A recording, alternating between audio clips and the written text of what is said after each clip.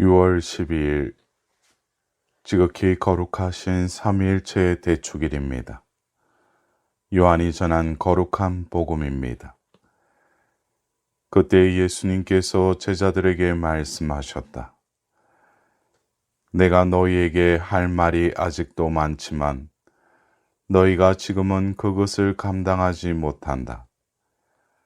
그러나 그분 곧 진리의 영께서 오시면 너희를 모든 진리 안으로 이끌어 주실 것이다. 그분께서는 스스로 이야기하지 않으시고 들으시는 것만 이야기하시며 또 앞으로 올 일들을 너희에게 알려주실 것이다. 그분께서 나를 영광스럽게 하실 것이다. 나에게서 받아 너희에게 알려주실 것이기 때문이다. 아버지께서 가지고 계신 것은 모두 나의 것이다. 그렇기 때문에 성령께서 나에게서 받아 너희에게 알려주실 것이라고 내가 말하였다. 사랑하는 형제 자매 여러분, 오늘은 삼위일체 대축일입니다. 지난 예수님의 승천과 성령 강림에 이어 우리는 위격으로는 셋이요 본체로는 하나인 삼위일체 개념이 용어부터 생소하고 이해하기 힘들게 다가옵니다. 그래서 여러 가지 방식으로 설명하는데 사변적인 지식보다는 성경에 드러난 하느님과 인간의 관계를 통해 그 신비를 헤아려 보도록 합시다. 역사가 시작된 이래 인간은 자신의 한계를 체험하며 그 한계를 넘어서서 세상을 만드시고 다스리시는 존재가 계시리라는 신앙을 갖게 되었습니다. 오늘 우리가 들은 일독서에서 고대 이스라엘 백성의 신앙이 드러납니다. 하느님께서는 첫 작품으로 지혜를 만드시고 이어서 세상을 창조하셨다고 전합니다. 억압받던 노예살이에서의 해방을 체험한 히브리 사람들은 이 창조주 하느님을 섬기기 시작하였습니다. 그러나 세월이 갈수록 하느님의 모습이 점점 희미해졌습니다.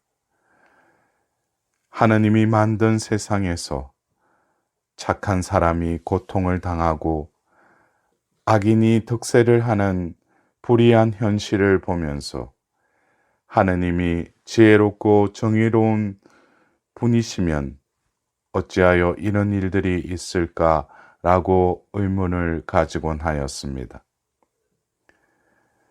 과연 믿고 인생을 맡길 수 있는 하느님께서 계실까라는 의문입니다. 그런 상황에서 예수님께서 나타나셨는데 이전과 다른 새로운 말씀을 전하셨습니다. 당시의 세상에서 하나님을 섬기는 길은 율법을 지키는 것으로 알고 있었는데 예수님은 법보다는 사람이 더 중요하다고 가르치셨습니다. 스스로 정의롭다는 열심한 이들에게 당신은 죄인을 부르러 왔다고 하시며 사랑과 용서를 가르치고 실행하셨습니다. 하느님께서는 성전에 계시다고 믿던 사람들에게 당신이 하느님의 성전이라고 이러십니다. 파격적인 가르침인 것입니다. 이승에서는 이런저런 어려움을 꾹 참고 지내다가 죽은 다음에나 하느님 나라를 갈 수 있다고 믿던 사람들에게 하느님 나라는 이미 사람들 가운데 와 있다고 가르치셨습니다. 가르치기만 한 것이 아니라 소경의 눈을 뜨게 하시고 중풍병자를 고치시며 마귀를 쫓아내시고 굶주린 이들에게 빵을 주십니다. 예수님을 두고 사람들은 이분이야말로 진짜 예언자, 다윗의 후손인 메시아, 구원자, 심판관이신 사람의 아들로 불리움을 받았지만 이제 사람이 제 모습을 되찾는 하나님 나라가 다가온 줄 알았습니다. 그러나 이러한 기대는 예수님의 죽음으로 물거품처럼 사라졌습니다.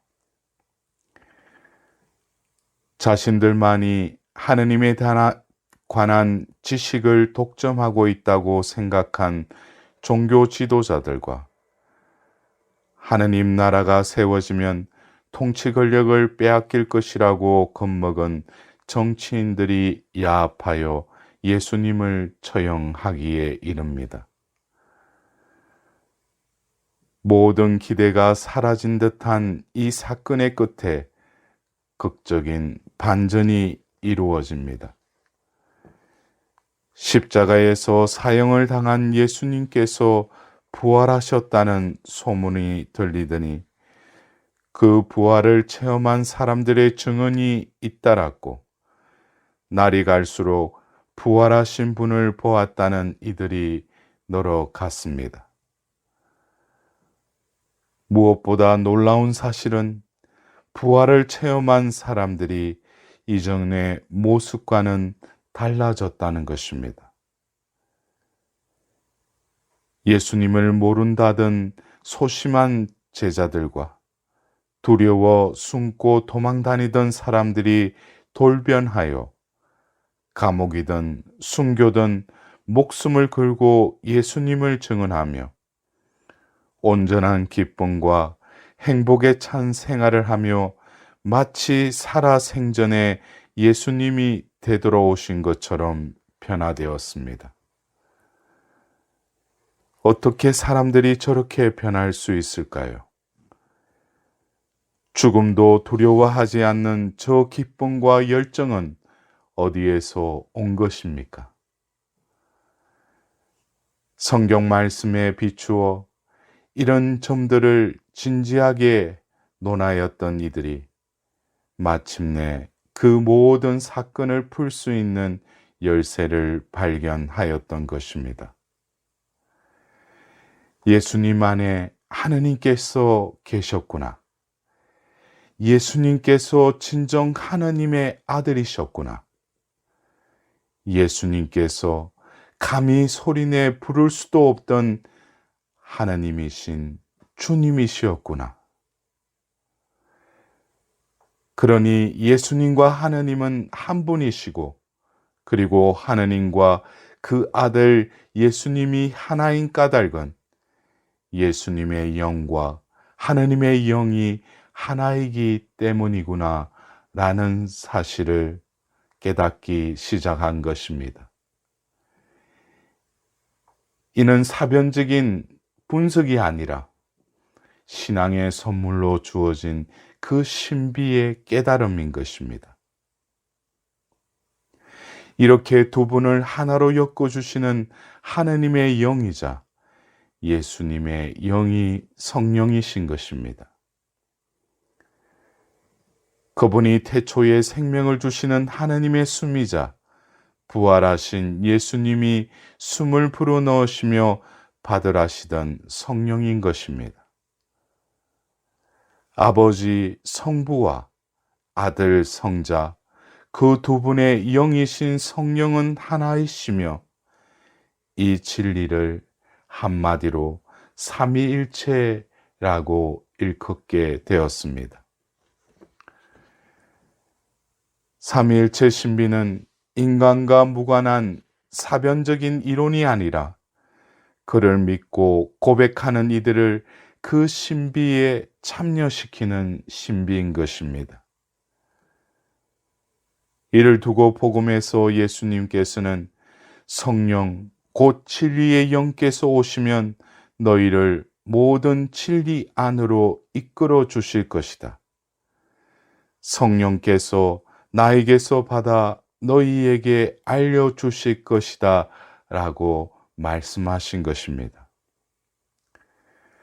생명을 창조하시는 아버지의 전능하심과 인간을 구원하시는 아드님의 그 사랑과 이 모두를 하나로 묶어 거룩하게 하시는 성령의 일치는 바로 우리에게 주어진 선물인 것입니다.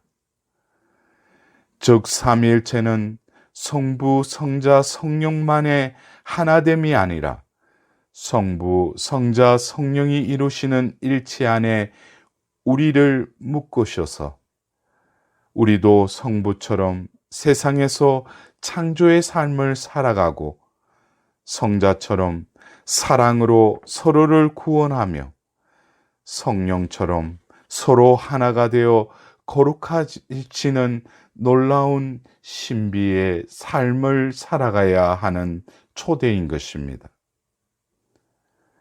이처럼 삼위일체는 하느님의 사랑이 우리에게 전달되는 신비인 것입니다. 삼위가 일체인 신비는 우리 안에서 하나됨의 신비로 실현됩니다. 그리스도를 통하여 성령 안에서 하느님과 내가 하나가 되어 겉의 나와 속의 내가 하나가 되라는 초대인 것입니다. 겉보기에 희노애락을 겪으며 생로병사의 길을 가는 초라한 내 삶의 안에서도 참으로 존귀한 하나님의 숨결이 담겨 있는 것입니다. 이 둘이 하나 되어 나의 본 모습을 되찾으라는 초대인 것입니다. 더 나아가 이웃과 내가 하나가 되라는 초대인 것입니다.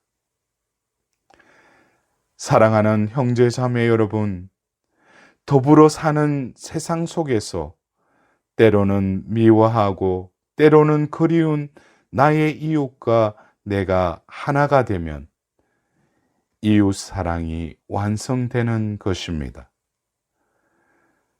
더 나아가 때로는 아름답고 때로는 놀랍고 때로는 두려운 자연과 환경이 그것을 느끼는 나와 하나가 되면 우주의 신비가 밝혀지는 것입니다.